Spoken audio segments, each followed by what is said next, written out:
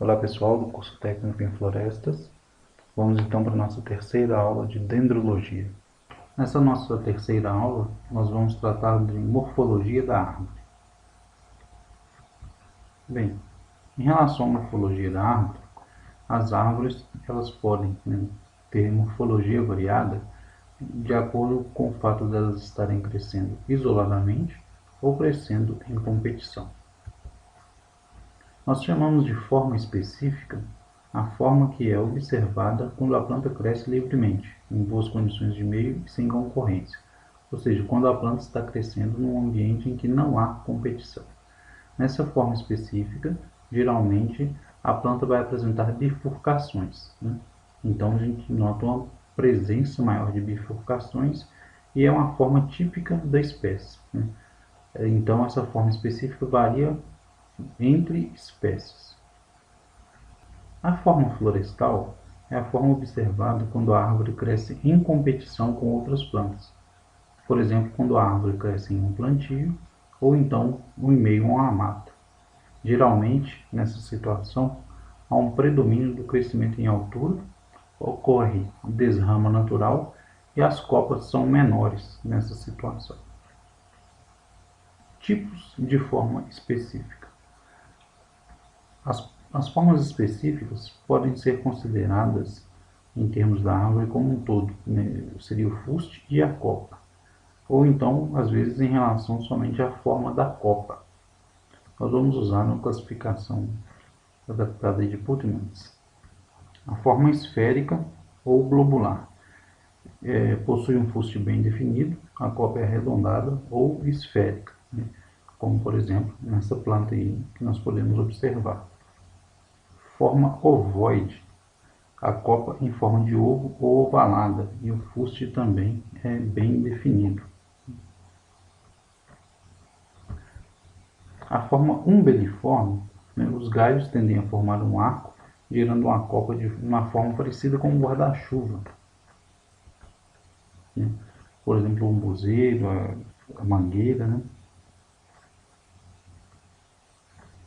A forma tortuosa, árvores são tortas e irregulares, é uma forma que é bastante comum em espécies de cerrado. Várias espécies de cerrado apresentam a forma tortuosa. Forma cônica ou piramidal, a árvore apresenta-se numa forma parecida com um cone. A largura ela vai ser maior na base da árvore. É muito típico em algumas plantas que normalmente nós chamamos de pinheiro de Natal. Os pinheiros de Natal, então eles são bastante conhecidos por essa forma cônica ou piramidal. A forma de vaso, ela lembra um pouco a forma piramidal, não é uma pirâmide, mas uma pirâmide invertida, devido à posição dos ramos da planta em relação ao esgalhamento da mesma. Observem que essa planta lembra um pouco, então, uma pirâmide invertida, não é mesmo? A forma colunar ou cilíndrica, ela é uma forma em que a planta ela é bastante alta e a copa se estende ao longo então do fuste, criando um aspecto de uma coluna. Não é uma forma muito comum de plantas, entre elas nós temos aí o chorão. A forma pendente, os galhos principais da planta eles são verticalmente orientados e formam então um aspecto, como se estivessem pendendo partes da planta. A forma de touceira ou moita, ela é muito comum em bambus e em algumas palmeiras. Muitas pessoas questionam se realmente esses vegetais se enquadram aí no conceito de árvore, mas é uma forma que nós podemos encontrar em diversos ambientes. A forma de leque tem o formato de um leque, ou também é chamada de flabeliforme. E também existem aquelas copas irregulares que nós não conseguimos enquadrar em nenhum desses tipos anteriores. O fuste ou tronco é a parte da árvore compreendida entre o solo e as primeiras ramificações. E comercialmente é a parte que nós usamos para a produção de madeira, né? Os fustes eles podem ser classificados quanto à forma, quanto à posição, né, quanto à seção transversal e também em relação à base do fuste. Tipos de fuste quanto à forma. Os fustes podem ser cilíndricos, abaulados, cônicos, torcidos, entrelaçados ou nodoso. O tronco cilíndrico, né, como o nome diz, né, é o tronco que não se estreita consideravelmente para a ponta. Né? O estreitamento desse tronco ele vai ser suave, né? Vai ser um estreitamento gradativo. É uma forma bastante comum em fustes de planta. O abaulado ele pode ser observado em palmeiras e também em outras espécies. Né? O diâmetro da base ele é um pouco menor do que o diâmetro em alguma porção superior. Por exemplo, o diâmetro aqui nessa região é menor que o diâmetro nessa porção aqui. Né? Aqui nós temos, né, um exemplo de um tronco torcido.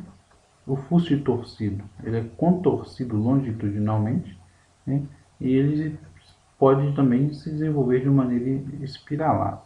E aqui nós temos também uma planta que está se desenvolvendo ainda, no caso principal, entrelaçada em relação ao essa que tem o fuste torcido. O tronco nodoso, né, ele por sua vez surge, né, algumas excrescências com formato aproximadamente esférico, né, como essas aqui. Essas excrescências normalmente não são muito grandes. Em relação ao tipo de fuste, quanto à posição, ele pode ser reto, né, quando se desenvolve em uma só direção, geralmente perpendicular ao plano do solo. Também às vezes é chamado de fuste ereto. Né. Pode ser tortuoso ou curvo, quando não obedece à retidão caracterizada pela forma reta. Né. É bastante comum então nas plantas de cerrado, né, o tronco tortuoso. E inclinado quando se desenvolve oblíquo ao solo. Né. Algumas plantas vão ser mais, outras menos inclinadas. Em relação à seção transversal, nós temos os fustes circular, elíptico, arestado, canaliculado ou acanalado, com aletas, escavado e o irregular. O circular, né, a seção transversal, ela se aproxima daquela de um círculo, como no caso, por exemplo, os troncos de eucaliptos. Né? Os elípticos não possuem a forma perfeita de um círculo. Né? A seção transversal aproxima-se de uma elipse. A seção transversal arestada tem emissões agudas em sentido longitudinal, resultantes do encontro de duas faces. A seção canaliculada ou acanalada é aquela que possui sulcos longitudinais profundos, né, num plano transversal, toma a forma de estrela lobulada. A seção com aletas é quando o acanalamento não é muito profundo, resulta então em quinas suaves. A seção escavada é quando se verificam depressões no tronco, lembrando corvas. A seção irregular é aquela com seção transversal que não apresenta uma forma circular e, com frequência, possui deformações aparentes, o que pode dificultar a caracterização da forma básica. Pessoal, só alguns recados, né? Para aprender dendrologia, é necessário que exercitemos dia a dia. Esse exercício, né, ele pode ser feito por observações simples. Qual a forma da copa desta árvore? Essa casca é comum, né? Então começar a prestar atenção nos detalhes, né? Tipo de casca, formato de copa, esgalhamento, presença de flores, de frutos, né? Quais são as características da planta que nos ajudam no reconhecimento da espécie. E aí, dia a dia, nós vamos exercitando e aprendendo a distinguir uma planta das outras. Por hoje era só isso. Até a próxima, pessoal.